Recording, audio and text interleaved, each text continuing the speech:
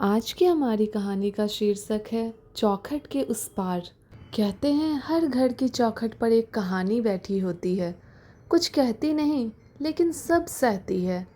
ये कहानी है अनन्या की।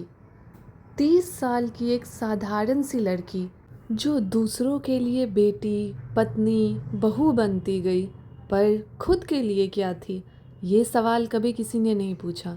अनन्या, तुम फिर से मायके की बातें लेकर बैठ गई। ये आवाज़ थी उसके पति शिवम की। शिवम, जो दुनिया के लिए एक समझदार, पढ़ा लिखा, सफल इंसान था, लेकिन घर के दरवाजे बंद होते ही उसकी आंखों में शक, शब्दों में जहर और हाथों में गुस्सा आ जाता। 5 साल पहले अनन्या की शादी बड़े धूमधाम से हुई थी। माँ ने कहा था, बिटिया, अब तो इस घर की इज्जत है, सब कुछ सहना, लेकिन कभी रिश्ते मत तोड़ना। अनन्या ने माँ की बात गांठ बांध ली, लेकिन शायद माँ ने ये नहीं बताया कि इज्जत की कीमत कभी कभी आत्मसम्मान से चुकानी पड़ती है। एक रात अनन्या नीचे गिर गई, आंखों में खून, चेहरे पर हाथ का निशान। लेकिन उसने पुलिस नहीं बुलाई, डॉक्टरों को नहीं बुलाया, बस एक झूठ बोल दिया, मैं सीढ़ियों से गिर गई थी। क्यों? क्योंकि उसे माँ की दी हुई वो नसीहत याद थी, रिश्ते तोड़ने वाली बेटियां समाज को अच्छी नहीं लगती।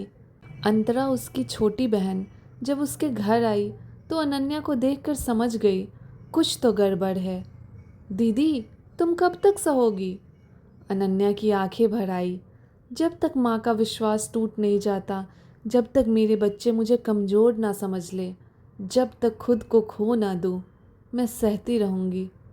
लेकिन एक दिन ऐसा कुछ हुआ जिसने अनन्या को एक कठिन फैसला लेने पर मजबूर कर दिया। शिवम ने एक रात अनन्या की 4 साल की बेटी मिनी पर हाथ उठाया। बस, अब एक माँ की चुप्पी चीख बन गई। कहते हैं माँ अगर चाहे तो आंधी से भी अपने बच्चे को बचा सकती है, लेकिन जब वो आंधी घर के अंदर से उठे तो माँ की चुप्पी भी एक साजिश बन जाती है। अनन्या की आंखों में आंसू थे और वो जल्दी जल्दी अपनी बेटी मिनी के कपड़े समेट रही थी। उसने खुद से कहा, आज तक मैंने खुद के लिए नहीं सोचा, लेकिन अब मेरी बेटी पर हाथ उठा, अब ये चुप्पी नहीं, अब ये जंग होगी। रात के 2 बजे थे। अनन्या ने अलमारी से मिनी का बैग निकाला, कुछ कपड़े डाले, जरूरी कागजात रखे और पहली बार डर को दरवाजे पर छोड़ दिया। वो चुपचाप घर से निकल गई। अनन्या मायके पहुंची। माँ दरवाजे पर खड़ी थी। माँ सख्त लहजे में कहती है, अब क्या हुआ? पति से झगड़ा किया और मायके चली आई? कितनी बार समझाया, बेटियां ससुराल में सब सहती हैं।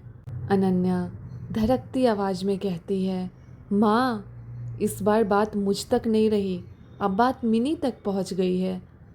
अगर आज नहीं रोकी ना माँ, तो एक और बेटी बड़ी होकर सहना सीख जाएगी। अनन्या की माँ की आंखें नम हो गई। उसे एहसास हुआ कि जिस इज्जत को उसने बरसों बचाया, उसी इज्जत ने उसकी बेटी को तोड़ दिया। सब कोर्ट रूम में थे। अनन्या ने घरेलू हिंसा का केस दर्ज किया था। शिवम कोर्ट में खड़ा था, चुप और शर्मिंदा। जज की आवाज़ आती है, अनन्या सिंह, क्या आप तलाक चाहती हैं? अनन्या साहस से कहती है, मैं तलाक नहीं मांग रही हूँ, मैं सम्मान मांग रही हूँ। जिस घर को मैंने मंदिर माना, वहाँ मैं देवी नहीं, कैदी बन गई थी। अब मेरी बेटी के लिए मैं चुप नहीं रहूँगी। 6 महीने बाद अनन्या को तलाक मिला। कस्टडी मिनी की भी उसे मिली, और सबसे ज़्यादा जो मिला वो था खुद पर विश्वास। ये कहानी सिर्फ अनन्या की नहीं है, ये हर उस औरत की कहानी है जो सालों तक रिश्तों को ढोती है, कभी घर की इज्जत तो कभी माँ बाप का मान बनकर। जब वो खुद के लिए खड़ी होती है तो एक नई पीढ़ी को झुकने से बचा लेती है।